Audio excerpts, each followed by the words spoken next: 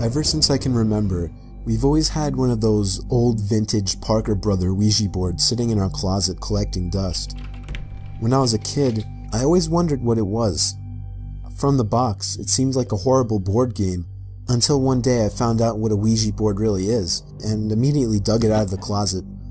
I insisted on my brother trying it out with me, and eventually got him to play along. We put our hands on the planchette, and I began asking the typical cliché questions like, "Is there anybody there?" and "Can you answer me?" Other than my brother jokingly moving the planchette around to imitate an answer from some kind of entity, there was no real response. After getting bored, we put the game back in the box. I did a little research that night to find out how to make Ouija boards work. Many people said online that the most ideal environment when using a Ouija board is in a dark room only lit by candles. So when my parents weren't home, I managed to gather like 6 or 7 candles and convinced my brother to try it one more time.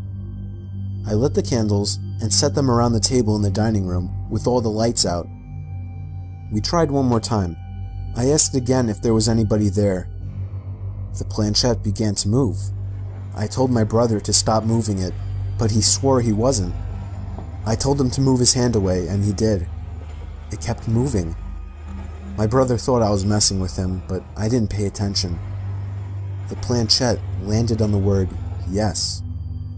I was only 9, so I was legitimately shitting myself. My older brother had to take over. He asked the question, "Are you a good spirit?" There was a 5-second pause before my brother's hand moved along with the planchette to the word no. We both looked at each other, and at this point I ran to my room and shut the door behind me, but he continued on with the so-called game. I heard his muffled voice come from down in the dining room, when all of a sudden I heard him screaming at the top of his lungs.